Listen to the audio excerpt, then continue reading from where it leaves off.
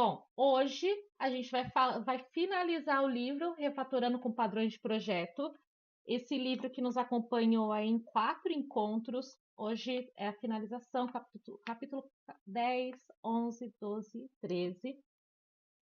E vai ser muito num clima de falar dos dois primeiros que têm ainda padrões, rapidamente, porque eles são curtos, mas, mas pensar em como que esse livro pode, não sei, trazer para o nosso dia a dia, sabe? Porque a intenção da leitura desse livro foi exatamente, pô, eu não vou pegar o livro de design patterns inteiro e para se tornar maçante. Como que a gente pode pegar um livro que a gente consiga aplicar? Esse foi o foco desse nosso ciclo voltado para padrões de projeto. O livro era em Java, tudo bem, tem pessoas aqui em C Sharp, tem pessoas codando em PHP, diversas outras linguagens.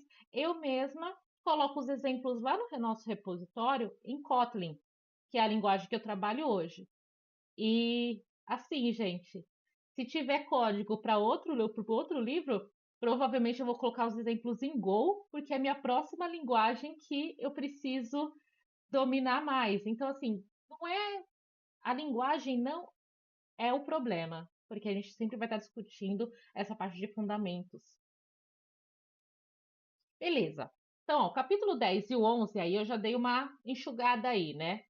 O 10 ele vai falar sobre o decorator, que é um padrão estrutural, e sobre o mediator, que é o centralizador de comunicação entre objetos.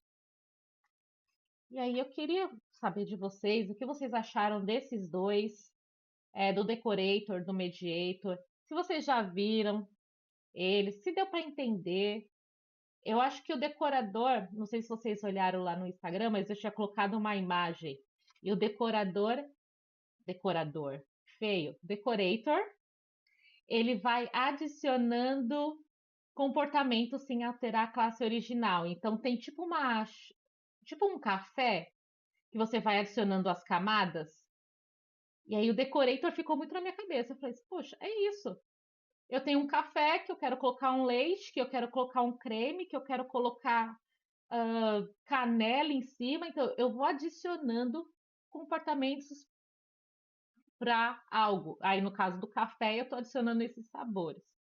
E o mediator, ele tem a intenção de centralizar a comunicação entre objetos. Para o objeto não ficar pulando um para o outro, por que não eu colocar uma estrutura para ter essa centralização de comunicação? E aí no livro, no capítulo 10, o exemplo, que é até o desenvolvedor, que é o Tarso, ele faz o desenvolvimento de jogos e ele quer que as armas tenham mais propriedades. Então, assim, a espada, ela pode virar uma espada mágica, e aí ela vai ter outros comportamentos, que é exatamente o Decorator. Porém, ali na página 116, ele fala muito bem sobre isso, né? Ele fala que o contexto é bem importante, pois é preciso um conjunto bem definido de objetos componentes que possuem o comportamento básico e objetos decorators, que recebem um comportamento em que incrementam o seu comportamento, que recebem um componente, perdão, e incrementam o seu comportamento.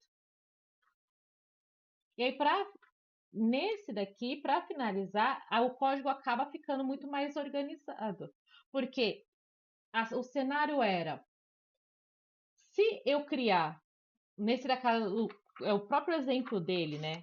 Que ele coloca: eu tenho a espada, então eu vou colocar uma classe espada.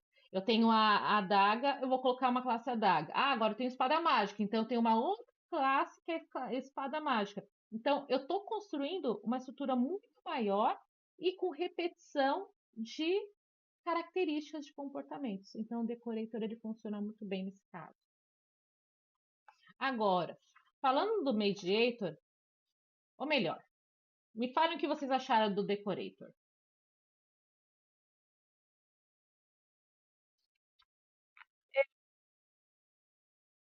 Achei o Decorator, ele me passou uma impressão mais elegante. Uhum. porque a impressão que eu tenho, né, é que eu já fiz coisas na mão que o Decorator resolve. Tipo, criar uma classe, tipo, com filtro e ordenação. Mas eu vi que no Decorator ele já consegue resolver isso. Entendi. Então você conseguiu Tipo, quando a enxergar aí gente um cria, problema da vida real, né? Assim, é, sabe quando a gente cria uma subclasse, que ela tem um comportamento muito específico? sim. E aí ela acaba sendo mais restritiva, né? Mas aí você viu neste exemplo que você conseguiu, porque ele tem uma característica específica, mas ela que ela conseguiria, tipo, incrementar um outro objeto com aquela característica. Essa era, tipo, a sensibilidade, vamos falar assim? Sabe aqueles projetos que a gente faz, principalmente acadêmicos, né? Que a Uhum, gente usa pouco framework, né? E cria classe, pai, filha, com comportamentos muito específicos que a gente não consegue modificar. entendi. É que geralmente quando a gente está na faculdade, a intenção é a gente usar pouquíssimos frameworks, né, para entender um pouco mais da, das características da linguagem.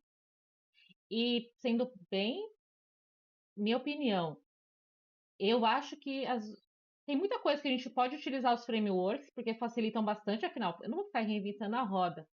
Mas quanto mais frameworks a gente coloca, mais a gente perde a, como posso falar? O domínio sobre aquele projeto, entende? Por que que eu digo isso? Porque você vai ter que ficar se limitando aos frameworks que você estiver trabalhando. Então, quanto mais a gente puder não usar o framework, melhor é. Um exemplo muito bom é quando a gente está com um projeto em Java e a gente está usando aquele. Eu esqueci o nome que usa os arrobas. Annotations. Não, é quase. Usar Os roupas. Ah, annotations. usar notation, né? Você É, fala do vocês estão Os Spring? certos, mas não é isso que eu quero, não é essa palavra. É aquele tipo, que eu não quero construir o, sei lá, os gets e os setters, aí eu coloco nele, O no projeto. Lombok. Visual Lombok. Boilerplate. Isso, Lombok. Lombok. Ah, sim. Faz tanto tempo que eu não trabalho com Java que eu Nossa, nem lembro. nunca ia lembrar disso. O Lombok, ele facilita pra caramba, principalmente para os getters e setters e para builder e assim por diante. Mas ele vai acabar e aí ele reduz um pouco o boilerplate, né? Porque essa é a intenção dele. Mas o que ele traz, o que ele carrega, às vezes não vale a pena colocar ele no projeto. Então, toda vez que eu adiciono algo no meu projeto, assim, de frameworks e de libs e assim por diante, eu crio uma dependência. A gente estava até discutindo dependência num outro, mas vou parar de fugir do assunto. Voltando assim para a questão do decorator.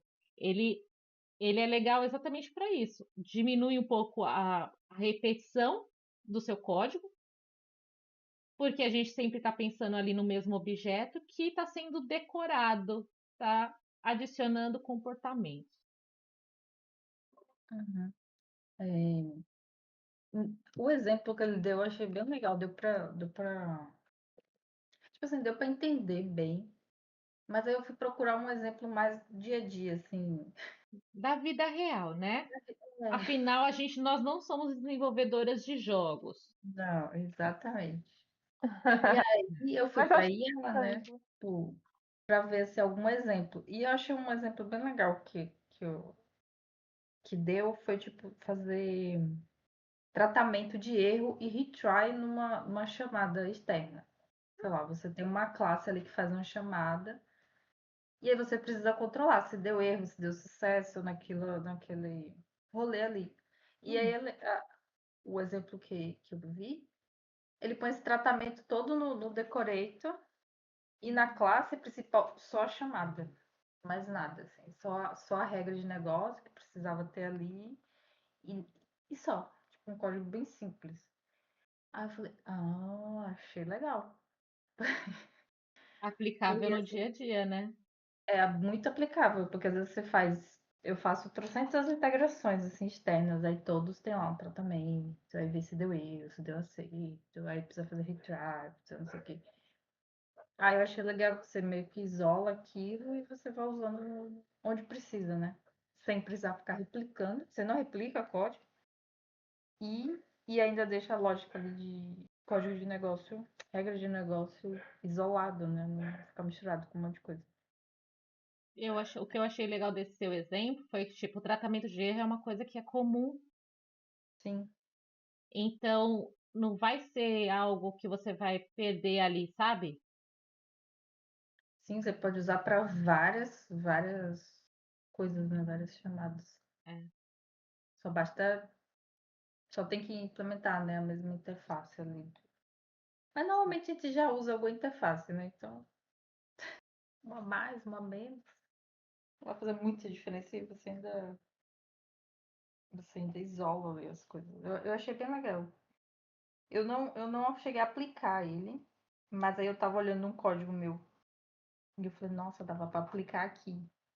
Com oportunidades de melhoria, né, Ju? Porque eu tenho, tipo assim, eu tenho 4 chamadas externas, né? Para APIs externas. E em todas eu tenho que verificar, deu sucesso, deu erro, o que aconteceu aqui? E quase todos, alguns são diferentes, mas quase todas as verificações são iguais. São bem parecidas, algumas são realmente iguais e algumas diferentes. Aí eu poderia ter decoratos diferentes e ir usando eles, né? Mas eu também não mexi nisso, não. Só achei que dava pra aplicar. Quando você for mexer, você tem algo. Esse daí é pessoal ou é do trabalho? Do trabalho. Então eu ia falar para você compartilhar. Não tem como É. compartilhar. Esse, Mas se esse você do tiver algum decorate, projeto pessoal e quiser colocar e mostrar pra gente, por favor.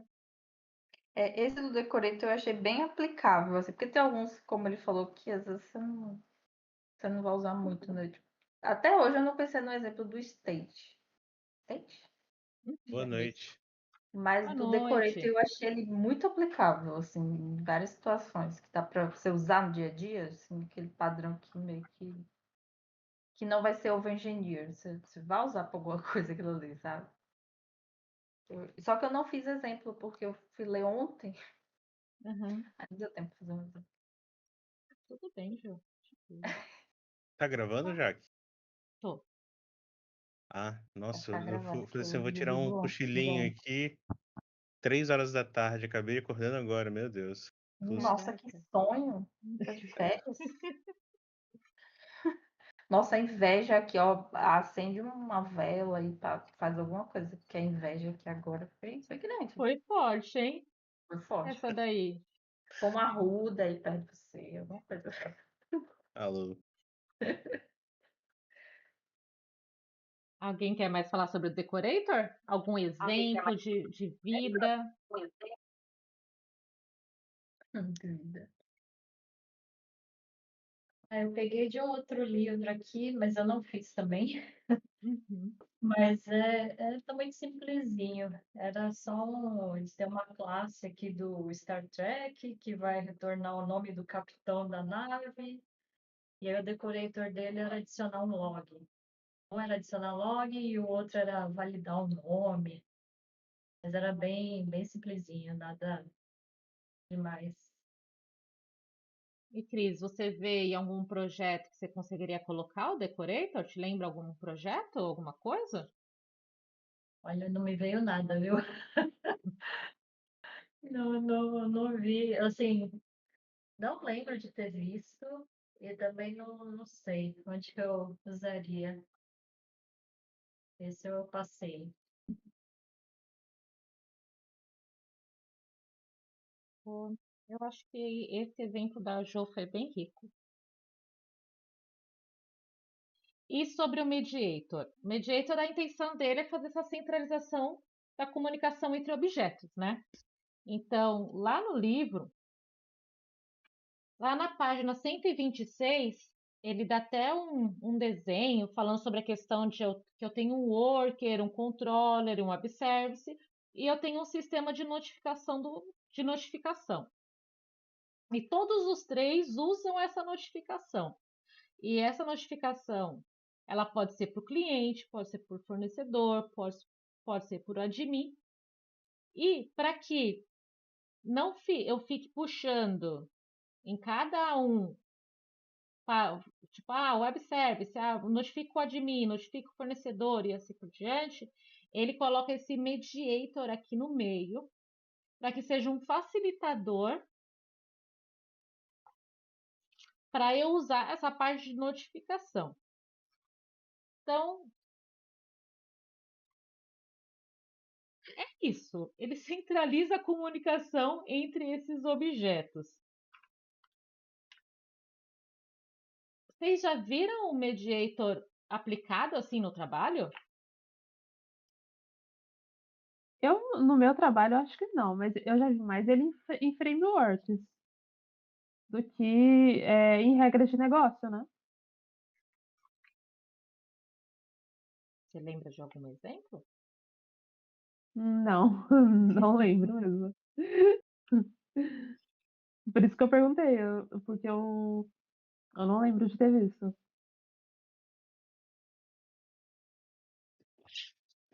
Eu acho que eu já vi, mas eu não estou sabendo explicar bem. Mas é sei lá, um desenho aqui na minha cabeça que quase encaixa, mas não consigo explicar. Vou passar. No final do diagnóstico final. Resumão do que eu achei. Não tem problema. Eu gostei do desenho da página 124, né? Que aí ele fala assim, fala essa. Isso me lembrou. Ai, me lembrou várias coisas. Esse desenho do 124 me lembrou um comportamento quando a gente constrói várias lambdas e coloca para todas conversarem com todas e fica aquela bagunça. Tem até um antipá. E aí, lambda, quando eu falo, é lambda na AWS. Todo mundo sabe o que é lambda? Quem não souber, dá um. Fala assim, "Ô". Sim. Explicar é difícil para mim. É um serviço serverless da AWS que você pode colocar uma função, um programinha pequeno, vamos falar assim, e você ativa ele. Vamos supor, você pode ativar através de uma chamada e aí ele faz um processo.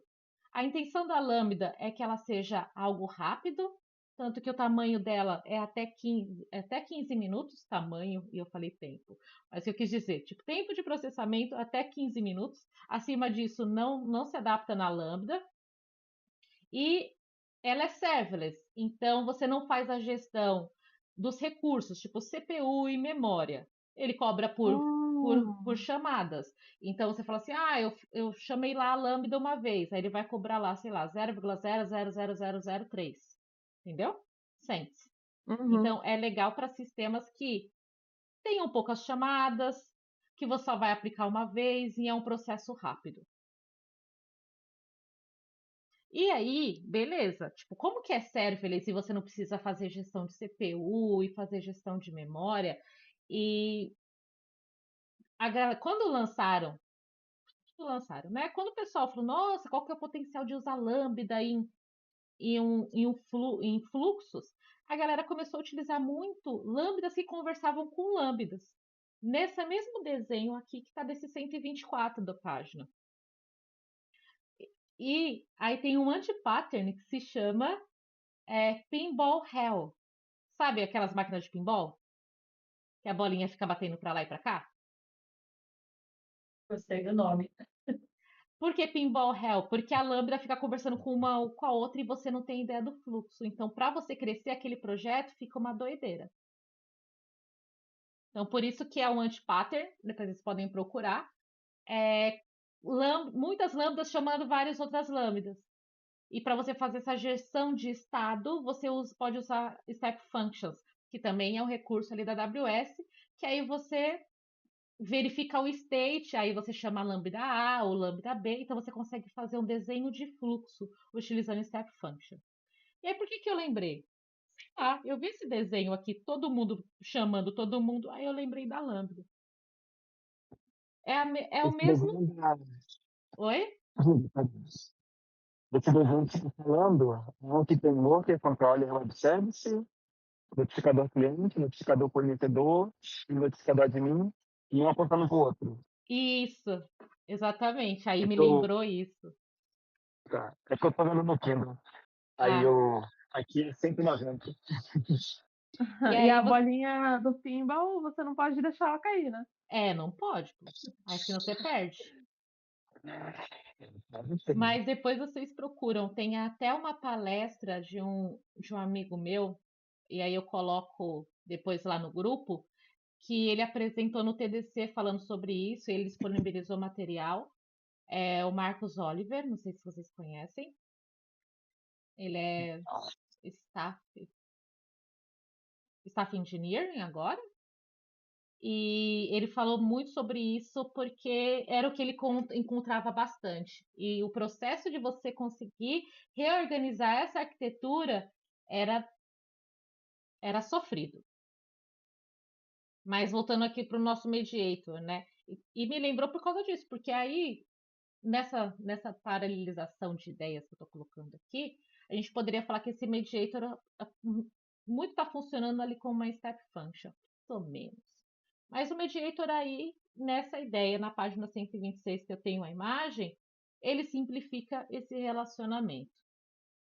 E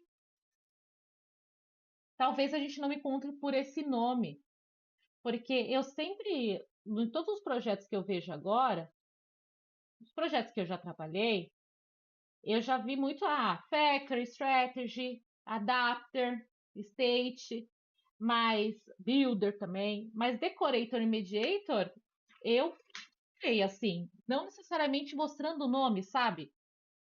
Não sei se vocês já tiveram essa experiência.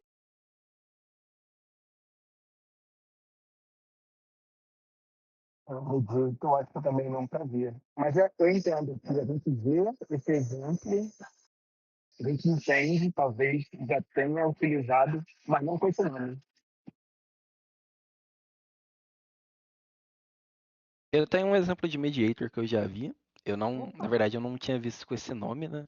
Uhum. Mas eu não sei se alguém já trabalhou com firmware, mas é muito comum que a gente tenha, por exemplo, sensores de leitura, né, e de atuação. Então, os que ficam observando alguma coisa e os que realizam uma ação. E às vezes, quando você tem um sensor, sei lá, de presença, por exemplo, e você detecta a presença de alguém, você quer que outros sensores eh, façam alguma coisa, sei lá, ligue o ar-condicionado, acenda a luz, enfim. E aí você não fica enviando isso para cada sensor diferente, né? Você coloca isso em um lugar e esse lugar envia para cada um, né? Você não deixa, por exemplo, o meu sensor de presença ficar falando pro sensor sei lá, de ativação de um botão que ele tem que ligar o ar-condicionado. Você coloca isso numa espécie de mediator, né? E ele comunica pro restante dos dispositivos. Show de bola, como se fosse uma torre controladora, né? Isso, exatamente. Mais algum, gente? Ó, ver assim, um padrão que eu vi em um projeto de empresa mesmo. Foi um que ele fala que quase não se vê. Ou chain of responsibility. Eu não sei se ele está implementado do jeito certo, mas foi o único que eu vi, assim. Eu Você não sei se as diz pessoas aqui no 12, né? ele fala que caso não usam. Eu não É, sei se é porque as pessoas não põem nome no. Tipo assim, não põe o nome do padrão na coisa. E aí, tipo, fiz um código aqui, mas às vezes nem implementou completo e tal. Ou eu que vi poucos projetos. Mas assim, É, quase que eu não vejo esse é. da padrão. Chain eu vi também, Josi. Aqui no meu projeto tem uma peça que é um orquestrador, né? Isso. E aí tem algumas regras, tipo, essa jornada vai passar por autorização, sei lá, efetivação, comprovante. Então, a gente configura essa jornada com algumas regras, né? E aí, nesse Chain of Responsibility, ele vai falando qual o próximo passo. Então, vou fazer a autorização, o próximo passo vai ser a efetivação. Então, ele dá uma cadeia, né, uma sequência de passos a serem feitos por jornada e ficou super flexível. Olha aí, o padrão que ele falou Não usa. que não usa, eu quis te ver. Ele colocou que é um uso muito específico, né? Aqui na página 133, ele fala que o Chain É. of Responsibility, ele não entrou no livro por causa de uso muito específico. Mas tem aquela também, né? Eu não sei o quanto que ele pesquisou, eu entendo que o autor ele tem bastante experiência na área, mas às vezes você fica limitado às suas próprias experiências, né? É. Então, acho que isso Depois que eu. É. Não sei se. Não lembro se foi depois que eu vi. Não, acho que eu tinha feito antes. Acabei implementando o strategy para fazer umas validações. Mas acho que foi antes mesmo da gente começar a ver o livro. É só. eu implementei o Factory. Eu estava com uma aplicação, aí eu precisava chamar os meus downstreams e eu implementei um Factory. Aí sabe quando você fica orgulhosa? Ah, porque eu fiz um Factory. Uhum. Sei como é. No 12, ele fala do facade. Não sei se pronuncia assim, facade. Eu acho que é facade mesmo, que é de fachada, que não são tão comuns. Facade eu também não lembro de ter visto, não sei se vocês lembram de ter visto assim em projetos que já trabalharam. Não. E aí ele coloca até quando a gente começou a ler esse livro, eu falei, gente, eu quero ler logo o último, porque ele fala na página 136 sobre padrões que ninguém deveria utilizar. E aí ele fala sobre o singleton. Singleton. E, gente, eu vejo tanto singleton em projeto que eu fiquei Mas muito com esse nó na cabeça, sabe? É que, na verdade, ele fala que as eu. pessoas implementam mal, né? É. Mas a base do Spring é singleton, né? Se eu não entendi errado, né?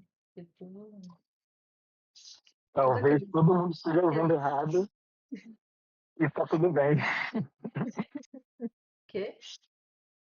Ele disse que talvez todo mundo esteja usando errado e tá tudo bem. Pode ser. Porque ele fala de ter só uma instância, né? Da Isso. classe. Só que ele usa a questão de variável global, né? Tipo, não sei. Mas em algum momento ele fala de ter só uma instância. Mas, tipo, isso é a base do Spring, né? Quando você usa aqueles service, sei lá o que, ele vai ter só uma instância no projeto inteiro, né? É Não vai porque ela ficar. fica viva, né? É. E aí, se a gente pensar ali no Garbage Collector, ela se mantém. Uhum. Tem um artigo bem legal que eu posso depois passar para vocês, falando sobre como que funciona o Garbage Collector, principalmente em aplicações que rodam com JVM. Não necessariamente o Java, porque ó, tem o Java, se eu não me engano, quem roda no JVM, o Clojure também, o Kotlin, o próprio Kotlin. Eu não lembro outras. Me ajudem, gente. Que trabalha com JVM também, que é o Java Virtual Machine. Mas enfim, eu posso depois passar para vocês, porque é interessante isso, como que a gente vai fazer a gestão dos recursos naquela aplicação. Então, é claro, a gente tem uma preocupação, como é que está o nosso código, se ele está manutenível, se ele está extensível e assim por diante, mas a gente também tem que se preocupar nessa gestão de recursos. Então, pensando na JVM, como é que se comporta esses componentes, e aí no caso do singleton, que ficam vivos ali e ficam, tipo, deixando a sua máquina, deixando a sua aplicação mais pesada, sabe? Mas isso é um exemplo, e aí eu posso depois compartilhar com vocês. Mais algum aqui que vocês olharam assim? O singleton eu acho que foi o que mais me assustou. Falei, caraca, mas o singleton eu vejo em tudo, pô. E você falou que é ruim. Eu sendo bem simplista, né? Com o que ele escreveu.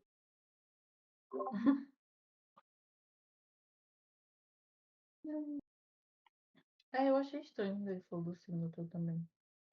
Eu acho que esse do Singleton é realmente.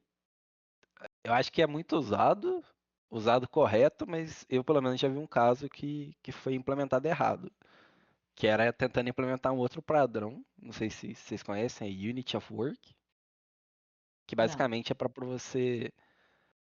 Ele resolve alguns problemas de ORM e transações quando você vai fazer operações no banco de dados. Às vezes você tem dois repositórios distintos e você quer colocar os dois em uma mesma transação. E aí ele é um pattern que resolve isso. E o exemplo que eu vi, a pessoa fez um singleton disso e causava bugs porque se eu tivesse duas requisições ao mesmo tempo, meio que duas transações compartilhavam o mesmo estado. E aí isso ficava meio esquisito. Então não podia ser, tinha que ser uma instância por requisição. Nossa, já vi isso, hein? Em produção. Mas, assim, num outro contexto.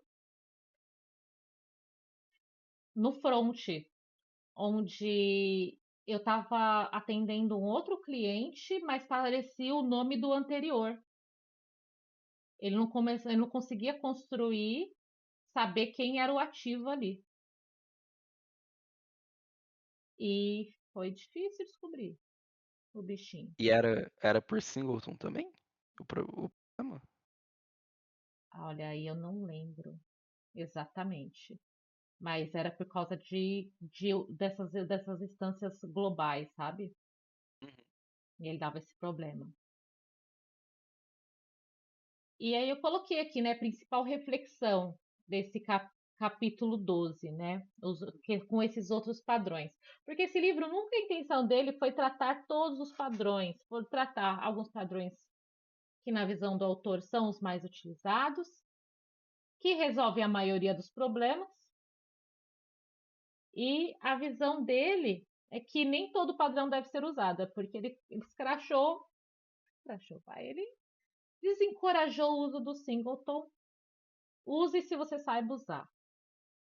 E a questão de conhecer os padrões é importante, eu acho que enriqueceu bastante o conhecimento dos nossos próprios sistemas que a gente trabalha, conhecer esses padrões, começar a dar nome para as coisas, né? E saber quando não usar é ainda mais importante. Porque a gente tem aquela tendência, não sei vocês, estou falando por mim, mas a gente tem uma tendência para, nossa, vou conseguir construir aqui colocar várias tecnologias e vai ficar um foguete isso aqui. A gente tem uma tendência para overengineering. A gente que é técnico, a gente quer testar tecnologia. E também aquela cuidado de abstrações para o futuro, que são aquelas que a gente sempre determina, né? Fala assim, mantenha isso simples, né? É uma da, do que a gente fala de boas práticas. Aqui, o Yagni que fala assim, you are not going to need it. Então, assim, você não vai precisar disso.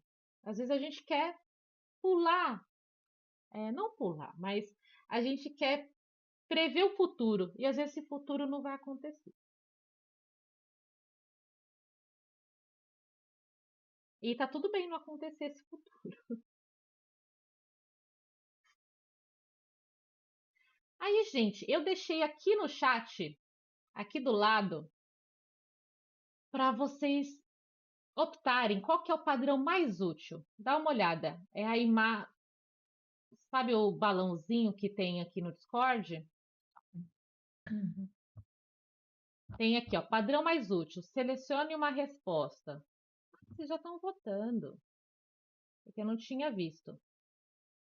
Para a gente ver aí qual que é a nossa sensação com esses padrões já apresentados. Então, eu tenho o Factory, o Strategy, o Template Method, o Adapter, o State, o Builder, O Decorator e o Mediator, qual que vocês acham mais útil?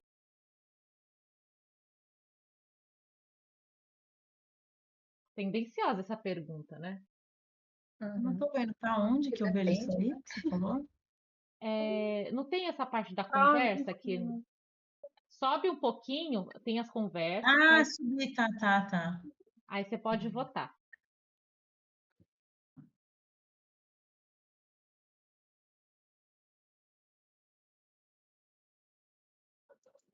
Vou votar no meu aqui. Ai, meu Deus, qual que eu acho mais útil?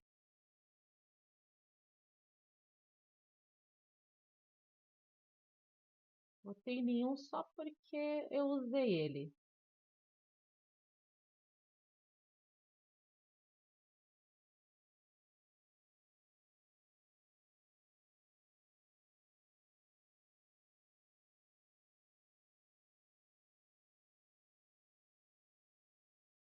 Vocês conseguem ver o resultado depois que vota?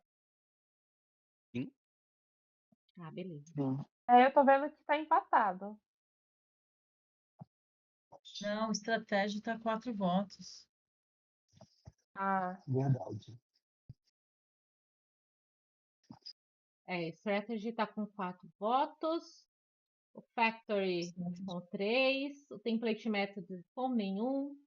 O Adapter com 3. E foram os 3 que a gente mais escolheu.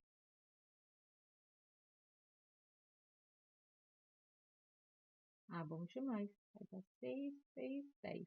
Falta alguém para votar, eu acho.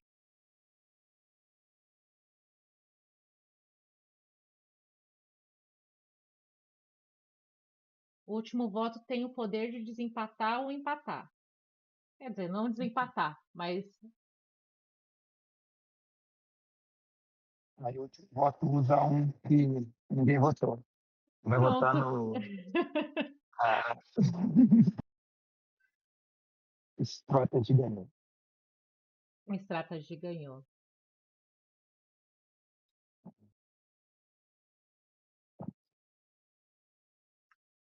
Aí, Eu para acho que o, final.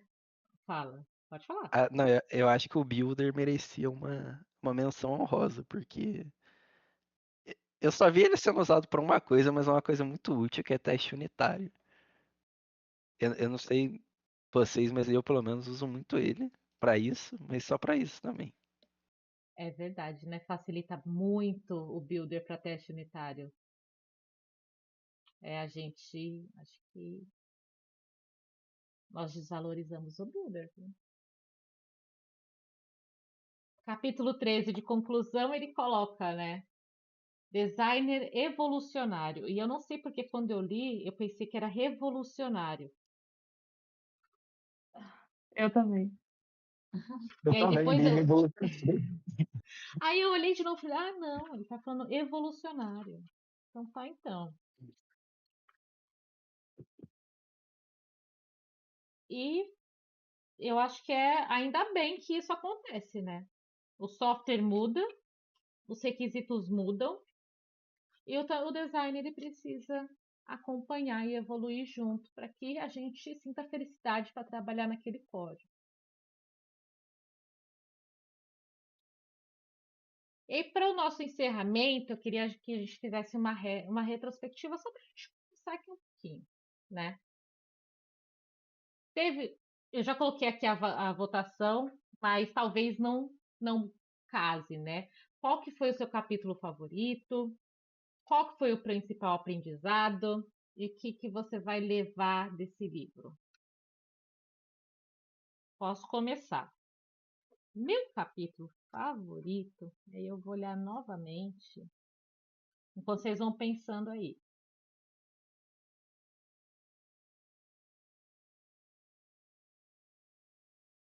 Olha, eu gostei bastante do Strategy. E aí, olhando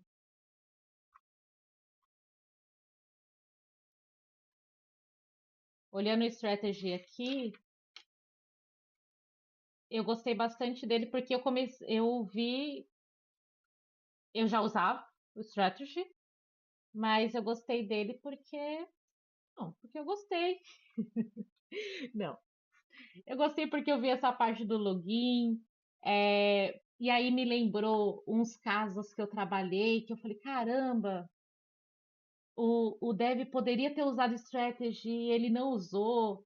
E aí, nesse problema, nesse projeto que eu trabalhei há um tempo atrás, há um bom tempo atrás, era um sistema de login e foram adicionando novas formas de autenticação. Então, você poderia autenticar pelo um provedor e depois por outro e depois por outro.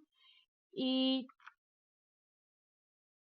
eu vou falar por descuido, foram criados fluxos e assim, as autenticações eram praticamente idênticas, tá?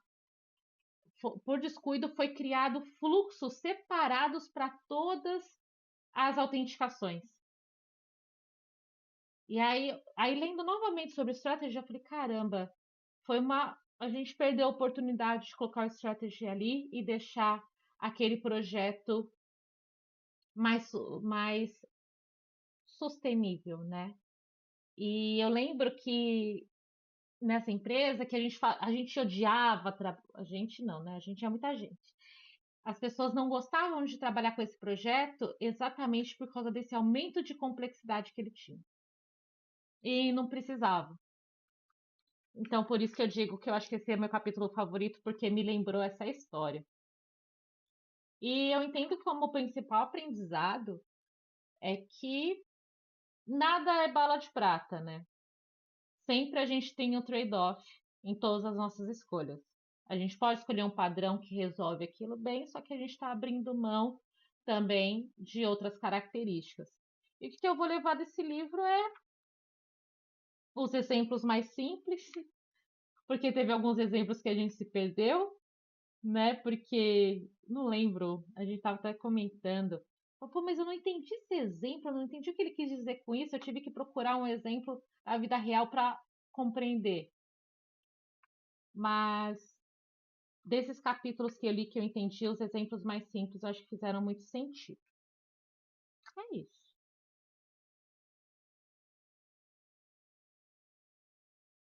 Deixa eu falar que eu gostei do strategy também, mas é porque, assim, é o que eu mais vejo sendo aplicado aqui nos projetos que eu estou, né? E pelo fato de tirar os ifs ali do código, eu gosto bastante. E eu tive uma dificuldade com esse livro, porque o código dele era com testes, né? Eu não estou acostumada a escrever teste primeiro. Normalmente eu escrevo a função e depois vou pensar no teste. Então eu tive uma dificuldadezinha, assim, para ler o código. Não sei se alguém mais teve.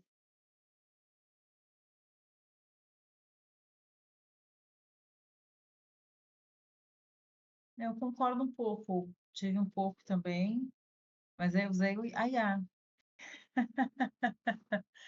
Eu usei a IA para me ajudar a fechar uns exemplos assim do livro. Mas acho que vale a pena, assim, vale a pena. Não... Acho que, já que falou no começo que, como ele não pegou todos os padrões, ele pegou só alguns, é um livro que ele é teoria e prática, né? Eu acho legal esse jeito desses livros aí da Kaelo, né? Tem essa parte de teoria misturada com prática, mas achei que foi bom. Eu também tive que ter uma ajudinha aí para fechar os exemplos.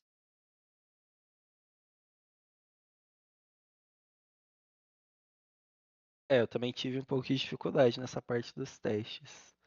É, eu também não estou muito acostumado a escrever o teste primeiro, mas eu acho que eu entendi também por que que ele fez isso. Eu acho que os primeiros capítulos que ele fala de técnicas de refatoração, né?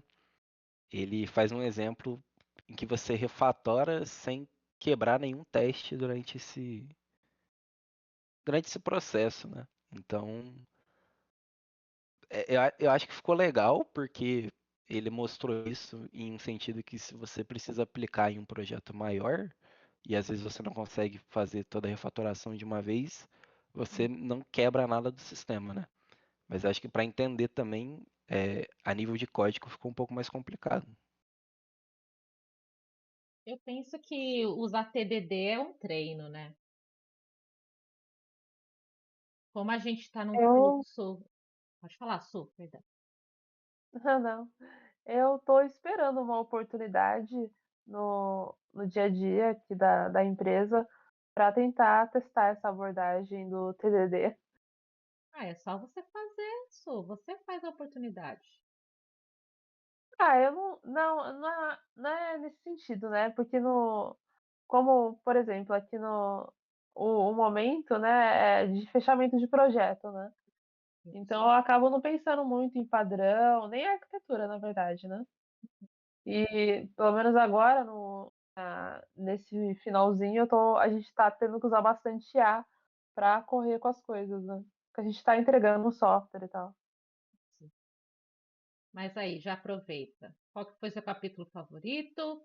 Qual que é o principal aprendizado? O que que você leva desse livro?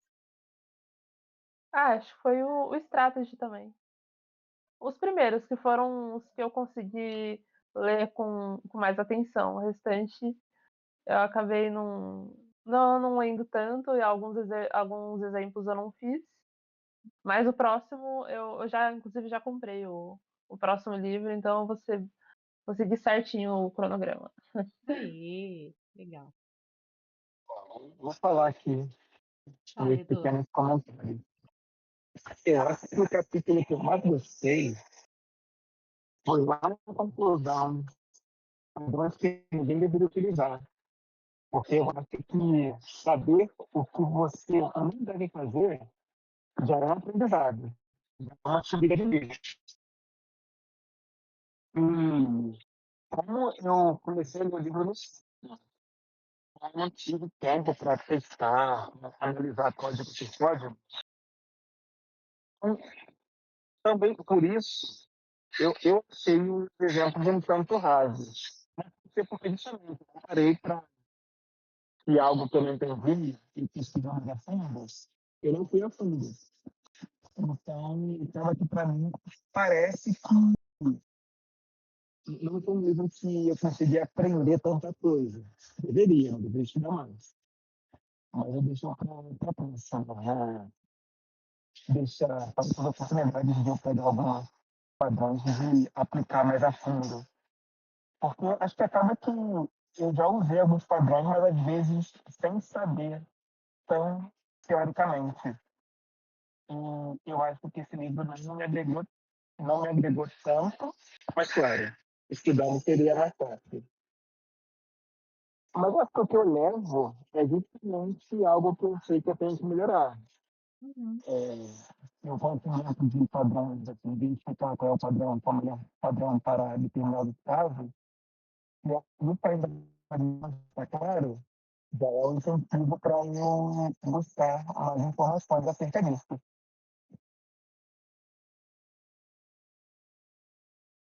Entendeu? Ouviram bem? Sim, entendi. É porque esse livro ele era muito.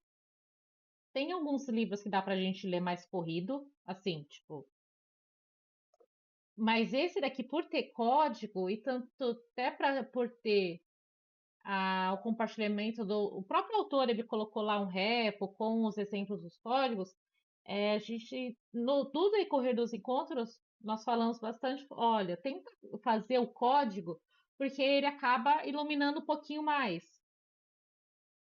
e trabalha a reflexão, tipo, puxa, qual projeto eu já fiz isso, mas qual projeto eu poderia fazer? Porque aí a gente consegue, né, fixar mais porque fica mais próximo da gente. Mas não que não vale depois uma segunda lida com esse carinho de fazer o código, entendeu, Edu? Fiz um pouco mais de tempo, porque eu só corri justamente para estar aqui Aham. na última semana. Não, e tá tudo bem, Edu. E assim, obrigada pela sua participação, de verdade. Eu fiquei muito feliz com a sua participação. Olha, Quem é o próximo? Vocês não querem mais compartilhar? Já cansaram desse livro e já querem o próximo, é isso. Eu, quero eu, desconto. Hã? Eu acho que ele. Eu não comparei com outro livro, aquele. Sabe, aqueles 4 autores lá, o Game of Thrones. Uhum. Eu cheguei a comparar Que é o porque. Design Patterns, que é Eu fiquei o. de ler. É o primeiro, né? Que é do É, Eric Gama, Richard Helm. Eu tô falando porque eu tô com ele na mão, tá? O Ralph é, Johnson e o John Blisides, que é Design Patterns, né? Que é o. que é o. Todo mundo fala, assim. Aham, Eu não cheguei a comparar. Eu até pensei em fazer isso, mas. Tipo, ler o do autor e ler lá no livro. Mas não sim. deu tempo. Tive tempo, tem que trabalhar.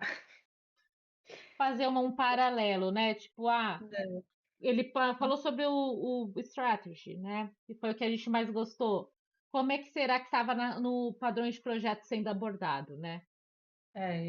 Eu não cheguei a fazer, né? Seria Uhum, interessante fazer isso. Porque eu fiquei com a impressão que esse livro é o. Tipo assim, eu estudei isso aqui, fiz um resumo. Não que seja ruim ou certo, sei lá. Mas, tipo assim, foi o processo dele, né? Entendi, fiz um resumo aqui, vou facilitar para quem for ler, né? E aí certo. colocou uns exemplos e ele achou que ia facilitar para as pessoas entenderem. Uhum, E às vezes, às vezes isso é ruim, porque você não pega nuances da coisa, né? Mas eu não tô julgando o livro dizendo se é bom ou ruim, só dizendo que eu tive essa sensação com esse livro. Que foi assim, ele quis mastigar ali o assunto e colocou ali e que foi fácil de entender, né? Você pega ali meio que na parte prática, né? Você já pega a parte prática ali e vai embora, né? E, enfim, mas no geral, assim, eu gostei bastante dele. Eu gostei muito do Strategy ali. Acho que de todos os capítulos, assim, que tava vendo. E do Decorator. Apesar que eu acho que eu não vou usar Decorator, mas eu gostei da forma como ele explicou. Não sei, acho que o exemplo facilitou bastante também. entendi. Entendi. Você teve conexão com ele, né? É, eu gostei. Mas acho que eu não sei se eu vou usar Decorator em algum lugar, não. Mas eu acho legal. Vai que um dia apareça uma situação, eu acho que vai ser um dos exemplos que eu mais vou lembrar. Não sei por quê, mas Tá vendo? Depois eu mando aquela imagem lá pra você do é, cafezinho. do café. Porque eu tive problema com os exemplos. Muitas vezes eu tive que procurar outro exemplo para entender o que ele estava falando. Porque eu não sei quem foi que falou do teste. Eu, eu pulava a parte do teste porque eu não conseguia visualizar. o- Eu não conseguia visualizar o negócio funcionando pelo teste que ele fazia, entendeu? Eu preferia olhar logo o código. Mas aí talvez é porque eu também não faço, eu não faço TDD, né? E eu não faço TDD, então eu não tenho esse costume de ver o teste primeiro para depois É ir porque no o fluxo código. agora do nosso desenvolvimento é diferente, entendeu? O TDD, Sim, ele era uma estrutura para humanos. Quando a sim, gente fala em desenvolvimento assistido por IA, ou é diferente. desenvolvimento agêntico, o fluxo é diferente. É, Então, não tem como a gente comparar essas abordagens, porque já não está funcionando para a gente agora, entendeu? é. Mas não é nem criticando o livro. Não, Eu acho que quando ele pensou nessa estrutura, eu acho que ele pensou para facilitar o entendimento mesmo do sim, padrão. Mas para mim, eu preferia ir direto no código, olhar e às vezes eu voltava no teste. Aí eu entendia melhor um pouco. Mas entendi. eu O olhando o teste fluxo, né? primeiro, fazendo o contrário. Mas eu olhando o teste primeiro e depois, para mim não conseguia entender direito. Jô, esse livro é de 2018, É bem TDD mesmo, né? Então, entendeu? porque ele Então, faz o primeiro assim, teste, é são, refatório e faz outro teste, né? são 8, exatamente. É bem isso. Mas eu acho que ele pensou nisso, né? Tipo assim, vou deixar bem detalhado aqui bem prático, né? Tipo, não tem. É tanto que não tem muita explicação teórica do que é o padrão. É mais no prático ali, né? Mas tipo, onde utilizar? Mão na massa, né? Não fazer porque se você pega o livro de padrões de projeto, ele tem ali o desenho de diagrama de classe, Sim. tem o código. Então ele trabalha muito. Lembra quando a gente fazia. Como que era o nome daquela sigla, gente? Para o Diagrama diagrama? é o diagrama entidade de relacionamento. Mas isso é de banco Isso. de relacionamento, é de banco. Diagrama de classes mesmo. Que é É. parecido com o diagrama o DE, né? Diagrama de entidade de relacionamento. E aí Bem, você vai ver muito isso aqui no livro dos padrões de projeto. bem teórico, Exatamente. E o do Marcos, não, a proposta do Marcos era outra. E é diferente. sim, foi uma escolha, né, que a gente fez, optando por esse livro, porque Padrões de Projeto, ele é um livro bem mais extenso, com tudo bem que aparentemente ele parece que tem menos páginas. Ele fala assim: "Ah, tem 350 páginas o Padrões de Projeto, tá?" Mas ele é bem denso, ele é bem grande. Enquanto que nós lemos agora tem 140, né? Então, de alguma maneira, ele tinha que abrir mão de alguma coisa. Sim. Eu acho que se a gente tivesse ido pro padrão de projeto, a gente ia cansar. Porque é muito padrão, Muita que a coisa que maioria às vezes a gente não utiliza, que a gente não a, a, utiliza li- e a tá meio linguagem. cansativo, né? Eu também acho. Eu acho Eu que foi acho. uma boa escolha, assim, para a gente ter essa pincelada do conceito da parte de padrões de projeto e preparar a gente para fundamentos de arquitetura de software, que é algo que está muito latente, principalmente nessa era agêntica, né? Porque a gente coloca os agentes agora para conversar Sim. e a gente tem que entender de arquitetura. E a forma que ele. Porque a proposta era refatorar, né? Então, o fato dele colocar o problema, explicar o problema e falar, tem alguma coisa errada aqui, já ajuda a gente a pensar também, olhar no código e falar, tem uma coisa estranha aqui, né? Tipo, o código tá estranho, a É, gente pode até não saber qual que é o projeto, mas a gente é começa a olhar, tem uma coisa pro- estranha ali que dá pra dar uma melhorada. essa, como posso dizer, é como se a gente estivesse treinando o olhar, né? Sim, E eu acho que isso é importante para, de novo, a, a- eu trabalho na maior parte do meu dia fazendo revisão de código. Agora, eu trabalho em specs e trabalho em revisão de código. E é claro, né, fazer um pouquinho de engenharia reversa para ver como funcionam as coisas, mas para poder conseguir ter aquela garantia daquele código. Então, o treinamento do olhar, eu acho que é uma das evoluções aí da nossa área. E, gente, eu acho que eu fico com esse pensamento desse livro, a minha percepção, eu gostei dele. Eu acho que ele atende o que se propõe. Tem alguns pontos de melhora, mas que a gente pode ir anexando outros livros e procurando na internet, usando o IA para suprir essas outras necessidades.